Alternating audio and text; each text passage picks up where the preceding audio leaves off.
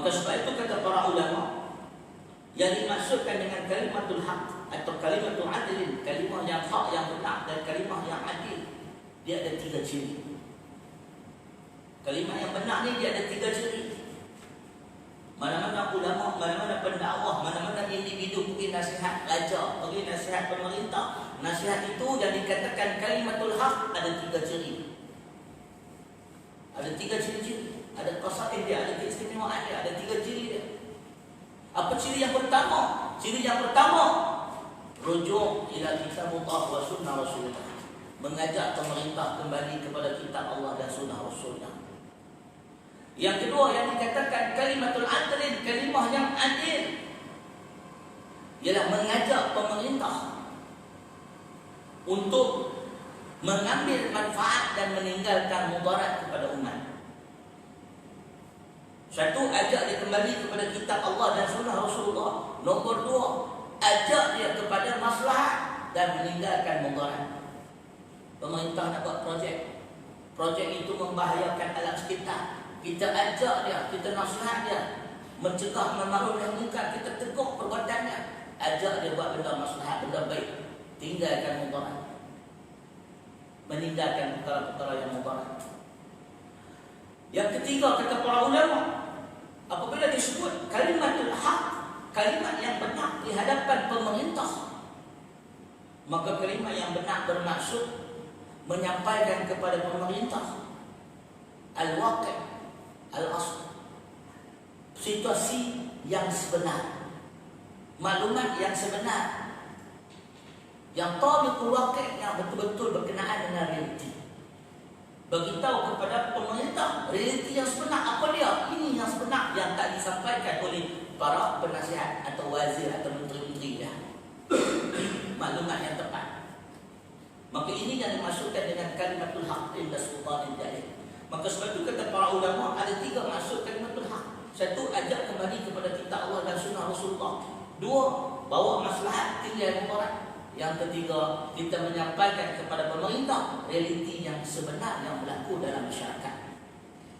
Kadang-kadang mereka ni duduk kluster kayangan, mereka tak tahu. Mereka duduk kluster kayangan, mereka tak tahu apa nasib orang bawah. Dia bukan tahu orang ramai ada yang bunuh diri, tujuh jabatan Pulau Pinang, dia tak tahu. Tak masuk dalam berita dia. Dia duduk sibuk dengan jadual dia, tak tahu apa maklumat kecuali yang disampaikan oleh pembantu-pembantu dia. Maka sebab itu kata para ulama, rosaknya Fir'aun kerana Haman.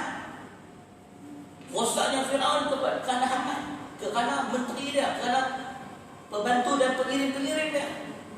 Maka sebab itu Nabi sebut dalam hadis, al-mar'u ala dini qalili. Seseorang itu agama dia diukur berdasarkan agama teman-temannya. Qalil ni maknanya pendamping. Kita duk pakai hadis itu untuk kawan-kawan, kita lupa nak pakai hadis itu untuk pemerintah. Qalilihi bermaksud orang yang berada di sekelilingnya. So kalau yang duduk di sekeliling pemerintah kaki pengampung, kalau dia pencet kereta tu kereta kembali, maka bagaimana pemerintah akan mendapatkan maklumat yang sebenar, tabiqul waqi', maklumat yang realiti yang berlaku di depan mata. Maka sebab itulah kata Nabi SAW, kalimatul haq inda sultanil ja'ir, kalimat yang benar di hadapan sultan yang zalim. Ja'ir, apa makna ja'ir? Ja'ir bermaksud zalim. Ja'ir bermaksud zalim. Ja'ir bermaksud syarri. Pemerintah yang jahat, pemerintah yang zalim. Maka pemerintah-pemerintah Islam itu mereka terdiri daripada pelbagai jenis. Muslimin dan muslimat rahimakumullah. Maka sebab itu dalam hadis ini bila disebut tentang jihad yang paling agung dalam sejarah Islam, kita bukan tak ada ulama dan pemerintah yang berani mengatakan kebenaran. Bukan tak ada. Antaranya Imam Izzuddin Abdus Salam. Imam Izzuddin Abdus Salam sebagaimana yang disebut di dalam kitab Tabaqat Asy-Syafi'iyah. Buka dalam kitab Tabaqat Asy-Syafi'iyah Al-Kubra oleh Imam As-Subki. Imam As-Subki dalam Tabaqat Syafi'iyah menceritakan kisah kehebatan Imam Izzuddin Abdus Salam dengan Raja Mesir. Suatu hari pada hari raya tuan-tuan, menjadi tradisi kerajaan Mesir hari raya Sultan Ayyubiyah, Sultan Ayyub. Raja Ayyub ni, Ayyubiyah ni kerajaan dia bila mana mai hari raya, mereka buat berbarisan. Yang mana menteri-menteri, tentera-tentera akan berarak mengelilingi raja. Diperhatikan oleh rakyat dia datang. Kan rakyat ramai-ramai. Dengan sultan yang berjalan dengan menteri-menteri dia semua. Orang mengiring dia, escort dia hari raya. Maka Imam Izzuddin Abdul Salam membenci perbuatan itu, dibenci. Sikap pemimpin yang menunjukkan kekuasaan dan kemegahannya. Termasuk sunnah menjatuhkan orang yang sombong, menegur orang yang sombong, dan menjatuhkan kesombongan orang yang sombong. Ianya sunnah. Termasuk sunnah Nabi meruntuhkan kesombongan. Karena kesombongan itu membawa kepada kekufuran. Jadi bila Imam Izzuddin Abdul Salam nampak pemerintah dia sombong, maka dia memanggil pemerintah di tengah khalayak ramai.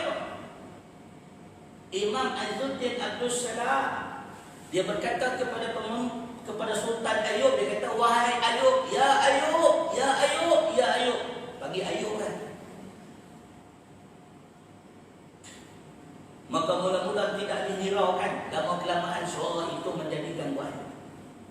Maka khalifah atau Sultan Ayyub, Raja Mesir diturun daripada kuda dia. Dan dia tanya kepada Izzuddin Abdul Salam, kenapa kamu panggil aku dengan panggilan yang tidak ada gelaran? Gelaran dia kan Sultan. Panggil Ayyub, Ayyub. Okey lah kan? Dia tak terbalikkan nama kan? Ikut nama Sepanyol Greek. Jadi dia panggil Ayyub, Ayyub. Kata khalifah, kata Sultan Mesir, Raja Ayyub ni, dia kata, kenapa kamu panggil aku dengan tidak memakai gelaran kehormatan? Maka jawab Izzuddin Abdul Salam, wahai Ayyub, Allah memanggil kekasih dia dalam Al-Quran dengan nama Ya Muhammad, Ya Musa, Isa, Harun. Tetapi Allah memanggil musuh-musuh dia dengan gelaran Fir'aun. Fir'aun gelaran, bukan nama dia. Nama dia mungkin Ramses I, Ramses II. Allah memanggil musuh dia dalam Quran Haman gelaran. Qarun gelaran, bukan nama.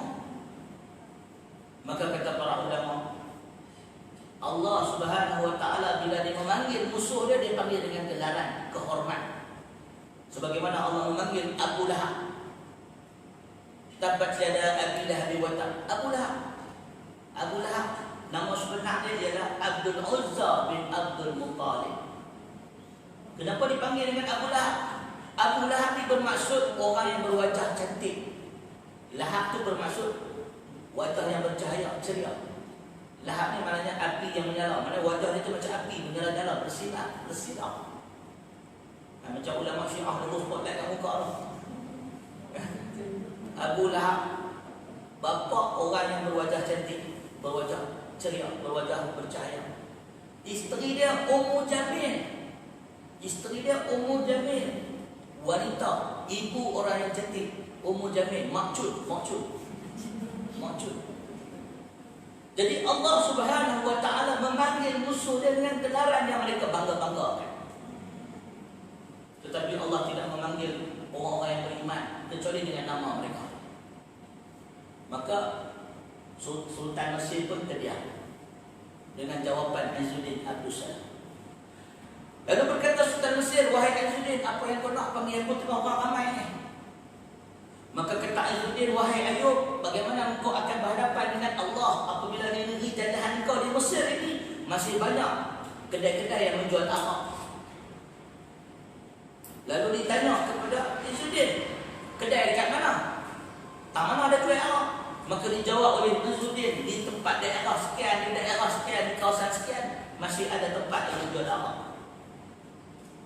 Lalu kata Sultan Ayyub, dia kata sesungguhnya tempat-tempat ini menjual arak sebelum aku jadi raja lagi.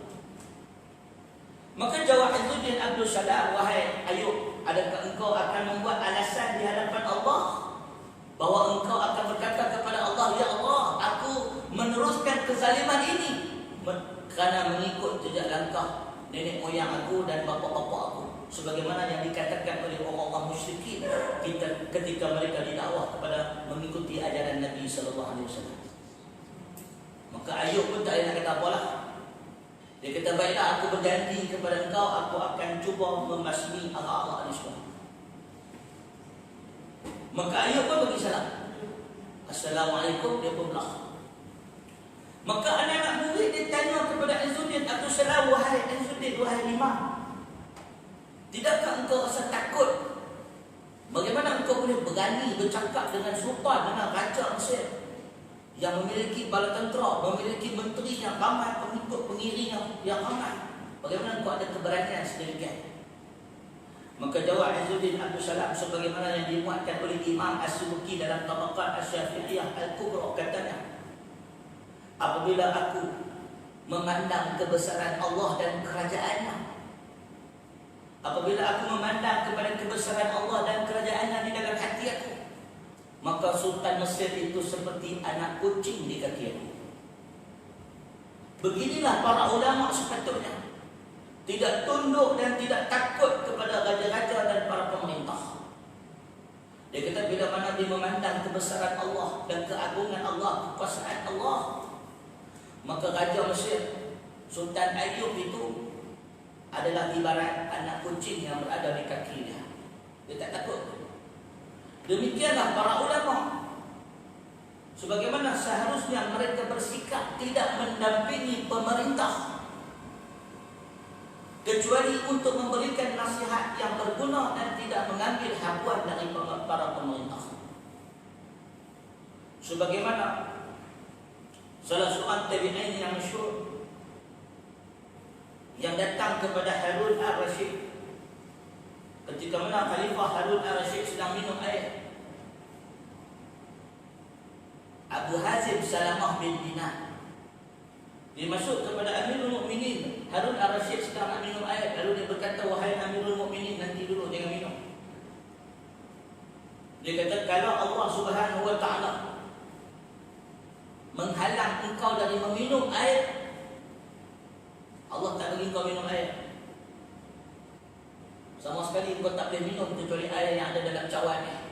Berapa harga yang sanggup engkau bayar? Kata Amirul Mukminin, aku sanggup membayar dengan separuh kerajaan aku untuk membolehkan aku minum air. Minumlah, insyaAllah. Minumlah. Maka Harun Ar-Rasyid pun minum air tersebut. Dah minum air, kata Salamah bin Dinar, Abu Hazim dia kata, wahai Amirul Mukminin, kalau Allah Subhanahu wa ta'ala menghalang air yang ada dalam badan kau untuk keluar dari kau, tak boleh kencing, berapa banyak pula yang sanggup engkau bayar kepada Allah? Maka jawab Harun Ar-Rasyid, aku sanggup bayar separuh dari kerajaan aku. Maka kata Salamah bin Dinar kepada Harun Ar-Rasyid, wahai Amirul Mukminin, ketahuilah sesungguhnya kerajaan yang engkau banggakan di sisi Allah tidak lebih daripada secawan air, yang kalau ditahan nikmat kepada engkau tak boleh minum, atau ditahan nikmat kepada engkau tidak boleh mengeluarkan air yang diminum. Ada orang dia tak boleh nak keluar air dari badan dia, doktor kena tebuk perut dia kena kencing melalui saluran perut, keluar lagi ke perut. Maka bagaimana keadaan engkau? Maka akhirnya Harun Ar-Rasyid pun menangis. Maka Abu Hazim membagi salam, Assalamualaikum, dia belah. Maka demikian sikap para ulama ketika mendampingi pemerintah, memberi nasihat yang jujur. Dan bukanlah dari kalangan ulama yang saleh, yang rabbani, apabila bertemu dengan pemimpin, salam pemimpin, cium tangan, tundukkan kepala, dan menerima anugerah-anugerah penghormatan daripada sultan dan para pemimpin. Ia bukan daripada sunnah Nabi sallallahu alaihi wasallam. Maka sebab itu para ulama antaranya Imam Khatib Al-Baghdadi menyebut, apabila engkau melihat para imam-imam yang masuk bertemu sultan, lalu menyemat gelaran pingat kebesaran pada diri mereka, pada jubah mereka, pada pakaian mereka, ketahuilah mereka adalah ulama-ulama sultan. Maka sebab itu tuan-tuan dan puan yang dikasihi sekalian, kita sedang berhadapan dengan fitnah. Apabila kata para ulama, sebagaimana disebut oleh Imam Al-Auza'i, bahawa dunia ini adalah racun. Dunia ini adalah racun. Maka bagaimana ulama akan merawat umat kalau ulama sendiri yang minum racun? Dunia dan kesenangan dia adalah racun. Dan tugas para ulama untuk merawat manusia. Kalaulah ulama sendiri minum racun, siapa yang nak selamatkan manusia? Muslimin dan muslimat rahimakumullah. Sebab itu kita balik kepada hadis ini. Apabila kita berbincang tentang jihad yang paling afdal, kita berbincang tentang jihad mengatakan kebenaran di hadapan pemimpin yang zalim. Dan mengatakan kebenaran kepada pemimpin yang zalim pasti membawa kepada kemurkaan mereka. Akan menyebabkan kita akan menerima hukuman dan balasan yang tak. Tetapi di sisi Allah, ia adalah ringan. Tuan-tuan dan puan yang dikasih sekalian, ada seorang lagi ulama yang masyhur. Ulama yang lahir pada tahun 118 Hijrah, yang bernama Yazid bin Harun. Imam Yazid bin Harun, Tok Guru Imam Ahmad. Tok Guru Imam Ahmad. Nama dia Yazid bin Harun. Di kalangan mereka yang mengkaji kisah-kisah para tabi'in akan mengetahui tokoh-tokoh seperti ini sangat dahsyat dan hebat pribadi mereka. Yazid bin Harun yang lahir pada tahun 118 Hijrah, Guru Imam Ahmad, sangat dikenali sebagai imam, sebagai ulama hadis yang terkenal. Kata Imam Asy-Syafi'i, Yazid bin Harun pernah mengajar 24,000 hadis dari hafalan dia tanpa melihat kitab. Kita bayangkan dia mengajar hadis. Dia mengajar hadis, dia menangkalkan hadis, meriwayatkan hadis sebanyak 24,000 hadis tanpa melihat kitab. Tapi kuatnya ingatan mereka. Kita bukan 24,000 hadis, 24 hadis mudah tak dapat. 24,000 hadis dia riwayatkan tanpa melihat kitab. Imam Yazid bin Harun. Kata Khalifah Al-Ma'mum ni adalah khalifah Islam yang bermazhab Mu'tazilah, yang mengatakan Al-Quran itu makhluk. Pada zaman Yazid bin Harun, Al-Ma'mum ni dia dah memang ikut Mu'tazilah, tapi dia tak berani. Dia tak berani mewawarkan akidah dia sebab takut dekat Yazid bin Harun. Kata Al-Ma'mum, kalau tidak kerana Yazid bin Harun, nescaya aku akan mewartakan, menyuruh orang ramai melaungkan slogan atau menyuruh orang ramai melakukan azan mengatakan Al-Quran itu makhluk.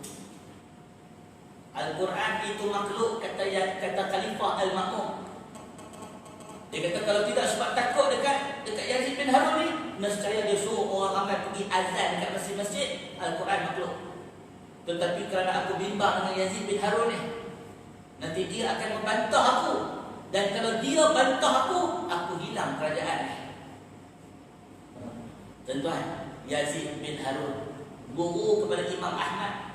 Maka bila meninggalnya Yazid bin Harun, Khalifah Al-Ma'mum menjadi berani. Maka barulah dia melaungkan atau menunjukkan akidah Mu'tazilah yang dia pegang selama ni. Khalifah takut dengan ulama. Bukan sepatutnya ulama yang takut dengan khalifah. Maka ini yang sepatutnya dipakai. Ini sepatutnya sikap yang diwarisi oleh para a'imah yang disebut sebagai ulama warasatul anbiya. Ulama yang ditakuti, bukan ulama yang takut pada pemimpin. Tuan-tuan dan puan yang dikasihi sekalian, Imam Yazid bin Harun, kalau dia mengajar hadis Nabi SAW, jumlah orang yang hadir majlis dia 70,000 orang. 70,000 orang.